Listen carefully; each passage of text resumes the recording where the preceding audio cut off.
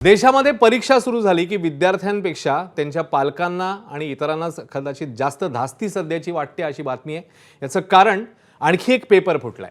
उद्या होणाऱ्या टीईटी परीक्षा आधीच पेपर फुटलाय, त्यामुळे परीक्षा रद्द करण्यात आली आहे। पेपरफुटी प्रकरणातील मुख्य आरोपी फरार आहे आणि तिघांना अटक करण्यात आली, तर गुन्हा दाखल करून तपासालाही सुरुवात झाली आहे। टीईटी पेपरफुटी प्रकरणी आता राज्य सरकार देखील ॲक्शन मोडवर आहे। मुख्यमंत्री फडणवीस यांनी ठाण्याचे सहायुक्त पंजाबराव उगलेंच्या अध्यक्षतेखाली एसआयटीची घोषणा केली आहे। फडणवीसांनी पोलीस महासंचालकांना फोन करून कठोर कारवाईचे आदेश दिले, तसंच शिक्षण मंत्री दादा भुसे यांच्याशी फोनवरून संवाद साधलाय। सरकार दरवेळी पेपरफुटी प्रकरणी पावलं टाकत असतं, आश्वासन देत असतं, मात्र सध्या जी माहिती समोर येते त्यानुसार हा पेपर आणखी एकदा फुटलेला आहे, त्यामुळे दावे फोल ठरलेले आहेत। त्यामुळे पालक आणि विद्यार्थी यांचा संताप होणं अगदी स्वाभाविक आहे।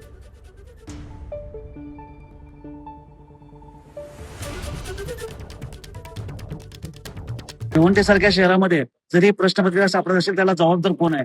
आता शिक्षकांना सुद्धा हे भावी शिक्षक सुद्धा हे पेपर फुटल्यामुळे आत्महत्या उद्या होतील का याची भीती आमच्यासारख्या युवक कार्यकर्त्याला वाटते। एमबीबीएस झालेल्या डॉक्टराला तुम्ही 15 वर्षांनी अजून एकदा एमबीबीएस ची परीक्षा द्यायला लावा, तो होऊ शकतो का पास?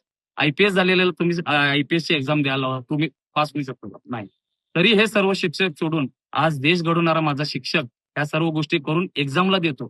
तुम्ही वायुसेनेची मदत घेतली या टीईटी पेपरसाठी न फुटण्यासाठी, पण तरी सुद्धा मदत घेऊन आज पहाटे 5 ला पेपर फुटतो। काय चालू आहे या देशात? भावी शिक्षक आहेत, होणार होते ते, त्या शिक्षकांनी एक्झामला एक्झाम देणं हे योग्य आहे। पण जे ऑलरेडी शिक्षक आहेत, शिक्षक म्हणून काम करतात, त्यांना मान्यता आहे, त्यांना सुद्धा ही एक्झाम द्यावी लागते आहे। आणि मग त्यांनी काय दोन्ही गोष्टीच्या रोलमध्ये दोन्ही गोष्टी कशा साध्य करायच्या? त्यांनी मानसिक आणि आर्थिक आणि त्यांना काही लोकांनी परीक्षा संदर्भात परीक्षा सेंटर असल्यामुळे तिकीटही काढलेलं आहे। काही लोकांनी गावाकडे काम सोडून आलेलं आहे।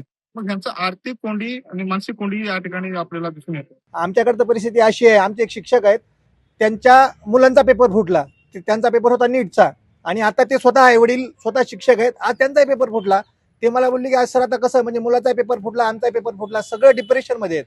त्यामुळे आता यावर काहीतरी कठोर कारवाई 100% झालीच पाहिजे। जे विद्यार्थी याच्यामध्ये अभ्यास करून जे पेपर देत आहेत, हा जर असा जर पेपर फुटला तर त्यांचं मन म्हणेल का अभ्यास करायचं? म्हणजे कुणावर भरोसा करायचा? शिक्षण मंत्र्यावर भरोसा राहिला नाही, शासनावर भरोसा राहिला नाही, म्हणजे नेमका भरोसा करायचा कुणावर? पेपर फुटी करणाऱ्या लोकांवर अति कठोर आणि अति दंडात्मक कारवाई व्हायला पाहिजे, कारण विद्यार्थ्यांनी आणि शिक्षकांनी फार मेहनत घेऊन या पेपरची तयारी केली होती। एकदम कठोर काहीतरी शासनाने निर्णय घ्यायला पाहिजे आणि टीईटी पेपर फोडणाऱ्या लोकांवर अति कठोर कारवाई झाली पाहिजे। तर टीईटी पेपरफुटी प्रकरणावरनं विरोधकांनी सरकारला धारेवर धरलंय, पाहूया। मला कळत नाही की महाराष्ट्र सरकारला झालं तरी काय, टीईटीचा पेपर फुटतो कसा? सरकारला या साध्या परीक्षा व्यवस्थित घेता येत नाही, म्हणजे सरकारला विद्यार्थ्यांच्या प्रती त्यांच्या भविष्याच्या संदर्भात काही देणं घेणं नाही। नीटच्या बाबतीत 2024ला तेच झालं, 2026ला तेच झालं।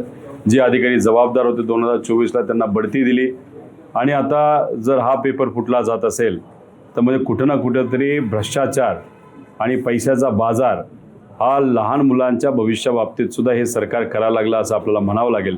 त्यामुळे 100% आमच्या सगळ्यांची मागणी असणार आहे की सरकारमधल्या जबाबदार नेत्यांनी तिथे राजीनामा हा दिलाच पाहिजे। ते फोडाफोडीमध्ये सरकारमधली काही लोक व्यस्त आहेत, तिथे विद्यार्थ्यांचा पेपर फुटल्याचं दुःख कोणालाही नसेल किंवा त्याकडे लक्ष द्यायलाही त्यांना वेळ नसेल, अशीच परिस्थिती आज महाराष्ट्रामध्ये बघायला मिळते। पण तरुणांच्या भविष्याशी जो चाललेला खेळ आहे हा नक्कीच निषेधार्ह आहे। आम्ही या सगळ्या गोष्टींचा निषेध करतो। हे जे कोणी गुन्हेगार आहेत, मला वाटतं यांना कडक शासन नव्हे तर मृत्यूदंडाची शिक्षा ठोठावली पाहिजे, कारण अशी हिंमत पुन्हा कधी कुणी करू नये, कारण विद्यार्थ्यांच्या भविष्याशी खेळ करण्याचा अधिकार तुम्हाला कोणी दिलेला आहे। दरम्यान टीईटी पेपरफुटीतल्या सूत्रधारांवर मकोका लावा अशी मागणी उपमुख्यमंत्री एकनाथ शिंदेंनी केली। दोषींवर कठोर कारवाईचं आश्वासन मंत्री दादा भुसेंनी दिलंय, तर पुन्हा होणारी परीक्षा पारदर्शक पद्धतीने होणार असल्याचं आश्वासन राज्यमंत्री पंकज भोयर यांनी दिलेलं आहे। याची शासनाने गंभीरपणे नोंद घेतलेली आहे।